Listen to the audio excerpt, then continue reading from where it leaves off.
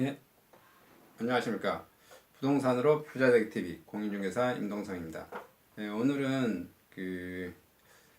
토지 삼승의 법칙에 대해서 한번 얘기를 해볼까 합니다. 뭐 많은 사람들이 뭐 토지 삼승의 법칙 얘기하고 그거에 대해서 좀 뭐 알려져 있기도 하죠. 근데 제가 토지 삼승의 법칙에서 간단히 말씀드리겠지만 토지 삼승의 법칙에 대해서만 말하려고 하는 건 아니고 거기에 항상 사람들은 오르는 것만 이렇게 생각을 하는 거잖아요. 근데 악재와 호재가 같이 간다라는 것을 항상 염두에 두고 토지 삼층의 법칙은 있긴 하지만 우리가 보면 그 개발을 시간이 뭐 10년, 20년 이렇게 길기 때문에 항상 그 기간에는 뭐 정치적인 변화라든지 경제적인 변화라든지 뭐 소용돌이 치는 그런 게 있습니다. 그렇더라도 그 토지 삼층의 법칙을 알고 또 악재가 나왔을 때도 투매를 하지 않고 그런 토지 삼성의 개괄적인 방법은 알고 있어야 그렇게 하지 않냐라는 그 생각에서 토지 삼성의 법칙을 간략하게 말씀드리겠습니다. 일단 소문이 나겠죠. 소문이 나고 소문이 나면 제가 토지 10단계 투자 방법에서 말씀드렸잖아요. 이제 중앙정부 관료, 뭐 지자체 관료 협의 보고 그 단계에서 한 3년에서 5년 정도 이렇게 뭐 나오겠죠. 그래서 확정 발표가 되고 그렇게 됐었을 때 많게는 뭐 한 배에서 세 배까지도 튀어오를 수 있고 이 2단계입니다.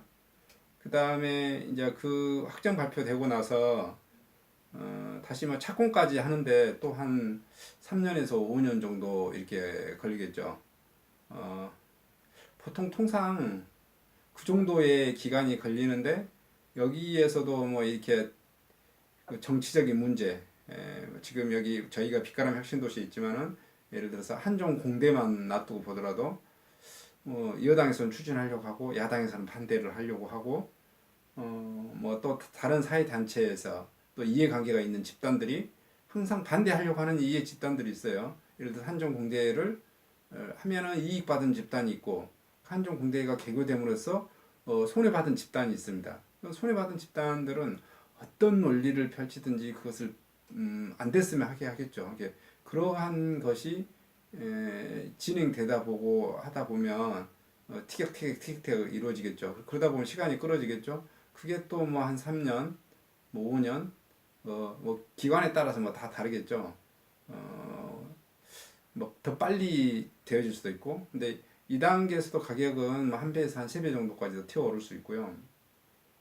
그 다음에 이제 착공해서 그 완공까지 또 가는데 또 완공이 되면 그 완공되는 시간이 또 뭐 3년에서 5년 그 개발의 규모가 크면 그 완공하는 데만 해서 착공해서 완공하는데 규모가 적으면 뭐 3년에서 5년이겠지만은 규모가 큰 데는 10년 정도도 걸릴 수 있겠죠. 예를 들어서 새만금 같은 경우는 뭐 착공해서 완공까지 하는데 몇 년이 걸리겠습니까? 거기는 제가 알기로는 새만금 같은 경우는 1단계, 2단계, 3단계 이런 식으로 나누거든요. 그거 하면은 뭐 착공해서 완공까지 하는데 뭐 3, 40년 정도 걸릴 수 있을 걸로 봐요. 3단계까지 다 완료를 하려면 더 걸릴 수도 있을 거고. 그러한 것이니까 어찌 됐든 간에 가격은 계속해서 오를 수밖에 이제 없는 거고 그 완공이 되고 나서도 또 그 도시 활성화가 되는데 또 한 3년에서 5년 또 소요되죠. 아주 촘촘하게 하는데 뭐 다 완료되고 하려면은 거기서 또 다시 10년 정도 걸릴 수 있으니까 또 그 다음에서 그 완공 단계까지 가는 데서 한 토지는 한 뭐 그 3배 정도까지 또 오를 수 있다고 봐요. 그러니까 지금 일반적으로 말했을 때 이런 신도시의 개발이 또는 우리가 말하면 신도시 말고도 또 뭐 지하철 역사가 되어졌을 때 소문나고 확정 발표됐을 때 튀어오르고 착공됐을 때 튀어오르고 완공됐을 때 튀어오르고 이제 이것이 되어지는데 통상 사람들은 항상 이게 내가 투자하신 분들은 머릿속에 이 토지 삼성의 법칙을 다 들어보고 또 다른 중개사분들도 다 말을 했기 때문에 오를 것만 이렇게 생각을 하죠. 오를 것만. 그런데 이제 이 그 신도시 규모 또는 그 역사의 규모 뭐 그런 거에 따라서 이게 그 착공해서 완공하는 데까지만 해도 어떤 데는 이게 3년에서 5년에 되는 데도 있지만은 한 10년 걸리는 데도 있고 새만금 같으면은 착공해서 완공하는 데만 해도 한 30년이 걸릴 거란 말이에요. 그렇게 되면은 그 기다리는 와중에서 사람이 너무 기다리는데 지루해서 지쳐버릴 수도 있고 또 그 기간이 3년에서 5년, 5년에서 뭐 10년, 20년 되어질 그 와중에 항상 그 지역 사회가 호재만 계속 있을 수는 없어요. 악재가 당연히 따라오겠죠.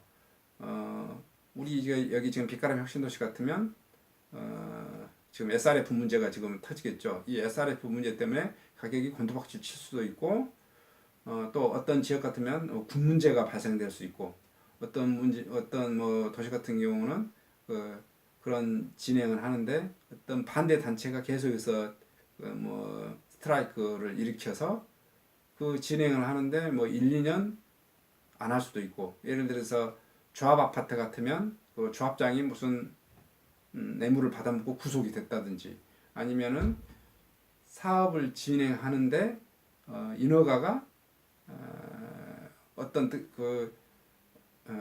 재개발 사업이나 재건축을 하는데 단계가 한 20가지 30개가 있는데 뭐 뉴스에 이거 통과되면 호재가 나와서 엄청 가격이 튀어 오르잖아요.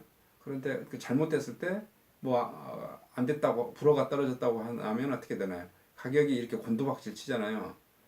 이런 것을 이런 토지의 그 삼승의 법칙에도 저는 계속 반영이 된다고 봐져요. 그런데 그것을 생각하지 않고 계속해서 오를 거라고만 생각을 했는데 그런 상황이 이제 내가 투자를 했는데 예를 들어 확정 발표되고 투자를 했어요. 가격이 벌써 튀어 오르겠죠. 튀어 오른 상태에서 내가 샀는데 이게 쭉 이렇게 진행되는 와중에 있죠. 근데 어떻게 해요? 무슨 우리 대한민국 경제가 뭐 마이너스 경제 성장으로 돌아섰다든지 어떤 대기업이 뭐 부도가 났다든지 이런 현상이 벌어지잖아요. 아니면은 뭐 우리나라 외교 전반에 있어서 무슨 문제가 생겨버렸다든지 옆에 나라에서 뭐 전쟁이 발생됐다든지 뭐 오일 쇼크가 났다든지 그렇게 되면 가격이 어떻게 돼요? 또 급락하게 되죠. 그런데 그때 투매를 하지 않아야 되는데 또 많은 사람들은 그럴 때 바로 투매를 해버리는 거죠. 항상 가격은 이렇게 제가 부동산을 하락하지 않는다고 하지만은 실질적으로 일정 시점에 있어서는 하락이 항상 이루어집니다. 이루어지지 않는데 어디 있겠습니까? 항상 모든 세상 만물이라고 하는 것은 올랐다가 떨어졌다가 올랐다 떨어졌다고 하는데 제가 말씀드린 것은 이 구간을 2개월, 3개월 단위로 보면 하락했다 올랐다 하락했다 올랐다 하는데 이 구간을 어떻게 보시라고요? 10년하고 20년, 30년으로 길게 놓고 보면 그 하락한 구간이 정말 미미하다는 거죠. 그래서 그때는 마치 내가 그 안에 들어가져 있기 때문에 이것이 곧 폭락할 것 같다라는 그런 투자 행위를 처음 하면은 그러한 심리적인 공포감에 빠지는 거죠. 누군가 말씀했는지 제가 기억은 잘 모르겠는데 우리가 항해를 할 때, 투자에 항해를 할 때, 또 내가 정말 배를 타고 항해를 할 때 어떻습니까?